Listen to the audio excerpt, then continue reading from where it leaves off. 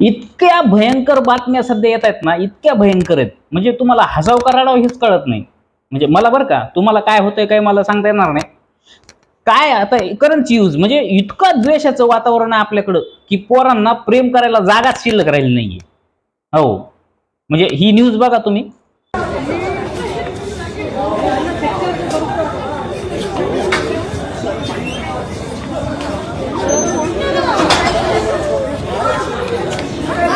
आहे का नाही गंमत? हॉस्टेलमध्ये सुटकेसमध्ये त्या पोरीला कोंबून घेऊन गेलंय ते. काय म्हणजे काय अजून काय काय बघावं लागणार आहे आपल्याला देव जाणे. मुद्दा थोडासा वेगळा आहे आजचा आपल्याला. हम्म. तुम्ही याचा धर्म सांगू शकता काय ते? नाही नाही नाही. हा आता कलर बघून तुम्ही याला मुस्लिम नाही म्हणू शकत ना. हा? तर ह्याच्याशी रिलेटेडच आजचा मुद्दा आहे आपला. अबे जल्दी बोल, कल सुबह पनवेल निकलना है. काय झालेलं आहे आपल्याला काय प्रश्न पडतात, कसे प्रश्न पडतात ह्याच्याशी आजकाल कुणालाच देणं घेणं नाहीये.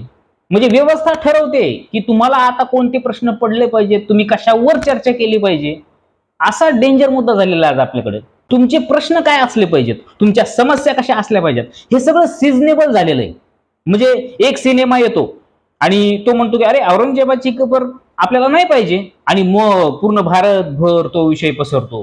कोणी ते औरंगजेबाच्या काळातला तो खजाना कुठे लपवला होता ते शोधण्याचा प्रयत्न करतात. तर कुठं महाराष्ट्रामध्येच मोर्चे निघतात की औरंगजेबाची आम्हाला कबरच नाही पाहिजे, आणि मग सगळं राजकारण तापतं ते सगळं मुस्लिमांभोवतीच. अरे बापरे, हा सगळा गोंधळ कसा सिजनेबल आहे, सिजनेबल. आंब्याचं सीझन असतं, केळाचं सीझन असतं, अंगुराचं सीझन असतं, तसं प्रश्नांचं सुद्धा सीझन आहे बरं का सध्या. हा, कसं आहे प्रश्नांचं सीझन. What? औरंगजेबाच्या कबरीपासून आता आपण शरबत जिहादकडे चाललोय. क्या बोला तूने? आता हे ऐकून तुम्हाला धक्का बसला असणार, शरबत जिहाद हा काय प्रकार आहे? हा, म्हणजे शरबताला त्याची एक जात असते का, म्हणजे त्याचा धर्म असतो का, माहिती नाही. पण शरबत जिहाद होऊ शकतो असं एका योग गुरु रामदेव बाबाने आपल्याला सांगितलेलं आहे. ये सब क्या देखना पड़ रहा है? अच्छा है मैं अंधा हूँ. म्हणजे बघा, अरे जग कुठं चाललंय. तिकडं चायनामध्ये ड्रोन, डीपसीक, इकडे अमेरिकेनं त्यांचे त्यांचे AI आणलेत आणि ते पूर्ण जगभर राज्य करायला लागलेत, आणि आपण आपण उलट्या पावलाने चाललोय. आपल्याला 300 वर्षापूर्वीचा इतिहास खोदून काढायचा आहे, आपल्याला शरबतामध्ये जात आणि धर्म शोधायचा आहे. आहे का नाही गंमत?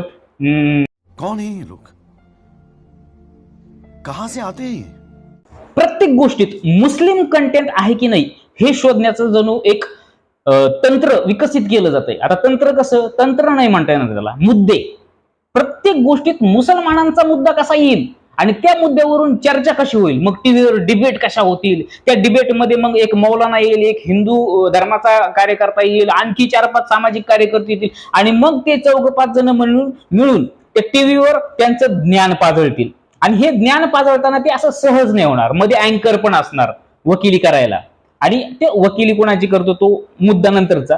पण हे सगळं चालू असतं का, कारण लोकांना एंटरटेनमेंट पाहिजे. टीव्हीवर जोपर्यंत न्यूज मध्ये भांडणं होत नाहीत तोपर्यंत न्यूज बघितल्याचा फीलच येत नाही. कुठं होती ती पत्रकारिता आणि कुठं चालली ती पत्रकारिता. यही नहीं, अभी और सुनिए. योग गुरु रामदेव बाबाचं असं म्हणणं आहे की भारतीयांसाठी परकीय गोष्टी खूप हानिकारक आहेत, म्हणून आपण स्वदेशी वापरलं पाहिजे. मग स्वदेशीमध्ये त्याच्यात कपडा आला, औषधं आली, सगळ्या गोष्टी स्वदेशीच असल्या पाहिजेत. तसेच रामदेव बाबाला सुद्धा असं वाटायला लागलं की स्वदेशी मुद्देच असणं जास्त गरजेचं आहे, आणि या स्वदेशी मुद्द्यांमध्ये मुस्लिम हा सगळ्यात महत्वाचा सॉफ्ट टार्गेट झालेला आहे. म्हणून तर शरबत जिहाद सारखा एक नवीन प्रश्न, स्वदेशी प्रश्न त्यांनी आपल्या भारतीयांसमोर उभा केलेला आहे, आणि याच्यामध्ये आता मीडियानं सहभाग घेतलेला आहे, लोक सुद्धा चर्चा करायला लागलेले आहेत. आता स्वदेशी झालं हे, विदेशाचं काय, परदेशी मुद्दे आपल्याला चालत नाहीत. आता परदेशीमध्ये अमेरिका आपल्या लोकांना बेड्या घालून पाठवतोय विमानामध्ये, त्याचे व्हिडिओ व्हायरल करतोय. तिकडे सीमेवर चीन घुसलाय, आपल्या सैन्यांना त्यांनी मारलंय. हा मुद्दा कसा आहे, परकीय आहे, म्हणजे सीमेपलीकडे आहे, तो आपल्याशी काही घेणं देणं नाही. पण आपण स्वदेशी पाळलं पाहिजे, कपड्यापासून औषधापासून ते मुद्दे सुद्धा आपले स्वदेशी असले पाहिजेत. म्हणून शरबत जिहाद हा नवीन मुद्दा तुमच्यासाठी आणलेला आहे. माझं तर असं मत आहे बरं का, की ना ह्या रामदेव बाबांना काय केलं पाहिजे, एक सरकारला विनंती केली पाहिजे, की असा आग्रह धरला पाहिजे की तुम्ही ना एक कायदाच तयार करा, की भारतामध्ये जे काही लोक काम करतात, छोटे मोठे उद्योग जे करतात ना, त्याच्यामध्ये जोपर्यंत मुस्लिम द्वेषाचा कंटेंट नसेल तोपर्यंत ते कामच ग्राह्य धरलं नाही गेलं पाहिजे.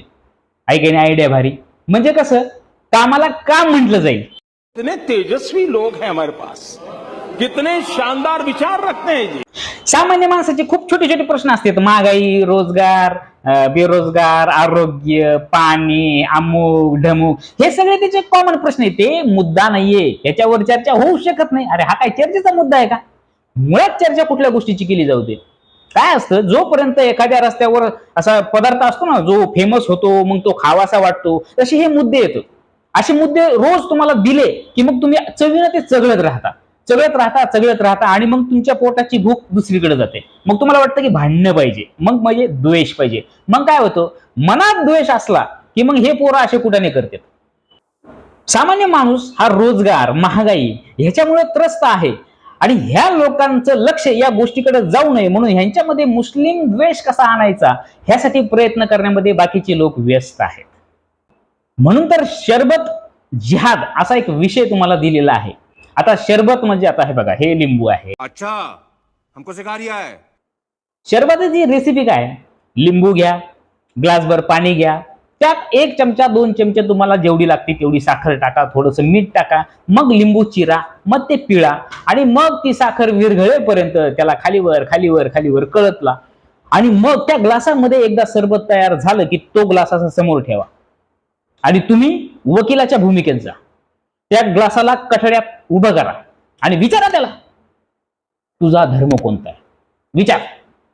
तो बोलेल किंवा नाही बोलणार, पण तुम्ही त्याचं उत्तर घेतल्याशिवाय थांबू नका. कशी आयडिया आहे की नाही?